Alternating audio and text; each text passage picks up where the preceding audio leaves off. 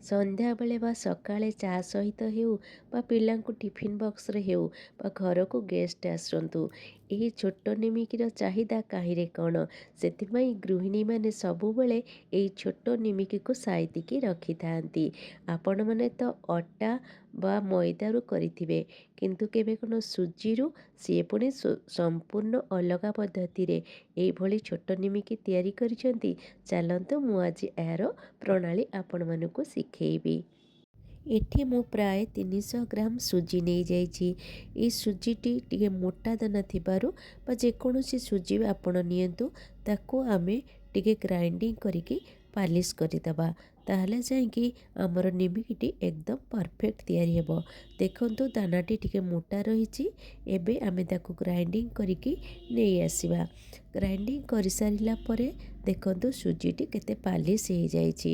ଟିକେ ପାଲିସ୍ କରିବେ, ତେବେ ଯାଇକି ନିମିକିଟି ଖାଇବା ପାଇଁ ବହୁତ ଭଲ ଲାଗିବ। ଏବେ ଏହି ଯେଉଁ ପାଲିସ୍ ସୁଜିକୁ ଆମେ ଅନ୍ୟ ଗୋଟିଏ ଜାଗାକୁ ନେଇଯିବା। ଆପଣ ଯେକୌଣସି ଗୋଟେ ମାପ ନେବେ, ସେଇ ମାପ ହିସାବରେ ସୁଜି ନେବେ, କାରଣ ଆମେ ସେଥିରେ ଆଉ କିଛି ଜିନିଷ ପରେ ବ୍ୟବହାର କରିବା। ଏବେ ଗୋଟେ ଫ୍ରାଇଂ ପ୍ୟାନ୍ ବସେଇ ଦେଇଛି। ଫ୍ରାଇଂ ପ୍ୟାନ୍ରେ ଦେଇ ଦେଇଛି ପ୍ରାୟ 1 ଚାମଚ ରିଫାଇନ୍ ତେଲ। ସେଇ ତେଲରେ ପ୍ରଥମେ ହାଫ୍ ଚାମଚ ଜିରା ନେଇଯାଇଛି, ଆଉ ତାଠୁ ଟିକେ କମ୍ ନେଇଯାଇଛି ଜୁଆଣି, ଆଉ ତାପରେ ସେଥିରେ ଅଳ୍ପ ଟିକେ ମୁଁ କଳା ଜିରା ମିଶାଇ ଦେଇଛି। ଆଉ ତାକୁ ଅଧିକ ସ୍ୱାଦିଷ୍ଟ କରିବା ପାଇଁ କିଛି ଚିଲି ଫ୍ଲେକ୍ସ ନେଇଛି। ଚିଲି ଫ୍ଲେକ୍ସର ପରିମାଣ ଆପଣ ଆପଣଙ୍କର ଇଚ୍ଛା ହିସାବରେ କମ୍ ବେଶୀ କରିପାରନ୍ତି, ସେଇଟା ଆପଣଙ୍କ ଉପରେ ନିର୍ଭର କରେ। ଏବେ କିଛି ଗରମ ପାଣି ରଖିଥିଲି, ସେଥିରେ ଦେଇଦେଲି। ଆପଣ ଅଧିକା ଟିକେ ଗରମ ପାଣି କରିକି ରଖିଥିବେ।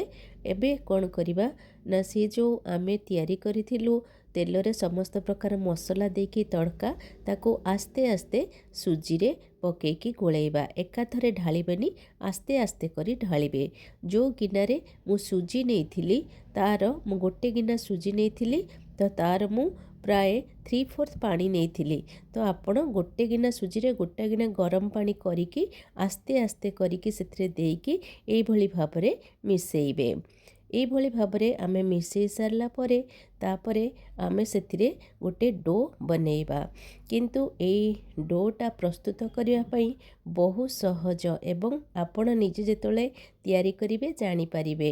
ଅସଲ ଜିନିଷ ପକାଇବା ପାଇଁ ଭୁଲି ଯାଇଥିଲି, ସେଇଟା ହେଉଛି ଲୁଣ। ଲୁଣ ଟିକେ ଆଡ଼୍ କଲେ ଆଉ ଅଳ୍ପ ଟିକେ ପାଣି ଦେଇ ତାକୁ ପୁଣି ଆଉଥରେ ଗୋଳେଇକି ଏଇଭଳି ଭାବରେ ଆମେ ମିଶାଇବା। ମିଶାଇକି ତାକୁ ହାତରେ ଭଲ ଭାବରେ ଚକଟି ଦେଇ ଅଟା ଦଳା ପରି ଗୋଟେ ଡୋ ପ୍ରସ୍ତୁତ କରିବା। ଟିକେ ଟାଇଟ୍ ହେବ, କିନ୍ତୁ ସ୍ମୁଥ୍ ହେଇଥିବା ଦରକାର। ଏଇଭଳି ପ୍ରସ୍ତୁତ କରି ଆମେ ତାକୁ ପ୍ରାୟ ଘୋଡ଼େଇକି ଅଧଘଣ୍ଟା ପର୍ଯ୍ୟନ୍ତ ରେଷ୍ଟରେ ରଖିଦେବା। ତାପରେ ଦେଖନ୍ତୁ ଅଧଘଣ୍ଟା ପରେ ଡୋଟି ପ୍ରାୟ ସୁଜି ମିଶି ଯାଇଛି। ଆଉ ଟିକେ ତାକୁ ହାତରେ ଚକଟି ଦେଇ ଏବେ ବଡ଼ ବଡ଼ ଗୁଳା ସେଥିରୁ ବାହାର କରିଦେବା। ଆପଣ ଚାହିଁଲେ ସେଥିରେ କସୁରୀ ମେଥି ମଧ୍ୟ ମିଶାଇ ପାରନ୍ତି।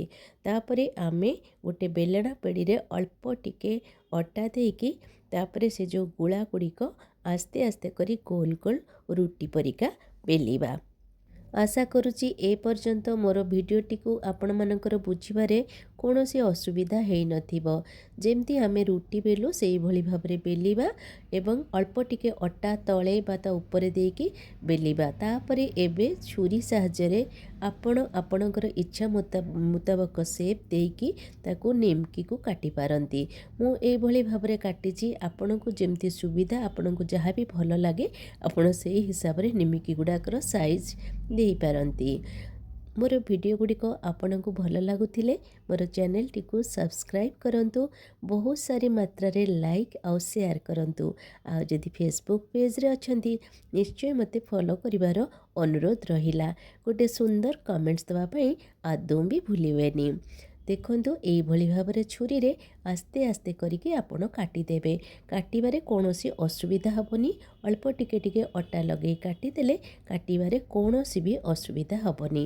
ଆପଣ ଚାହିଁଲେ ତାକୁ ରେକ୍ଟାଙ୍ଗଲ୍ ବା ଟ୍ରାୟାଙ୍ଗଲ୍ ସେପ୍ ବା ଯାହା ବି କରିପାରନ୍ତି बा स्क्वायर शेप मध्य करिपारंती सेटा आपणकर इच्छा। मु एइभली भाबरे काटिची तापर सब गुड़िक आम एमती अलगा करदेवा। अलगा न करले भी तेलरे पकेले से आपे अलगा हो से चिंता करिवार कौनसी आवश्यकता नहीं। तापरे एबे आमे आ गोटे थाली रे ताको सबू बाहर करि नबा। बाहर कर सारा पर आमे सेथिरे अल्प टिके सुखिला अटा गोलेकी मिसई दबा, जहाँफल आमे तेलरे जेतेबेले एगुड़िक दबा ताहा परस्पर सहित एकदम भी लागिजिबनी। सेपटे मु कड़े रे रिफाइन तेल गरम करि देथिली। तेल बहुत बेसी गरम न होइथिबा दरकार, मीडियम गरम जेतेबेले हेइथिबो एगुड़िक पकेइबा आरंभ करिवे। जदि बेसी गरम हो जाए ताहले ऊपर अंशटी पोड़ीजीव, भीतर कंचा रहिबो, एकदम आदौ क्रिप्सी हब नहीं। आपको लो फ्लेम रे लो रु मीडियम करिकी आपण याको फ्राए करिवे एवं मन रखंतु मोटा कड़ईर व्यवहार सबुबले करिवे, ताहले आपणकर पोड़ी जिबार चांसटा बहुत कम थाए। पतला कड़ई रे कले बहुत शीघ्र ताती जाए एवं जिनस गुड़िक मध्य पोड़ी जाई थाए। एबे देखंतु आपे आपे फुलिकी केमती ऊपर को उठा आरंभ कलानी एवं कलर मध्य आस्ते आस्ते चेंज हो आसुची। आपण एथुरु देखि जानि पारुथिबे एगुड़िक केते सुंदर हेइची एवं खाइबा पई मध्य सेही भली बहुत स्वादिष्ट।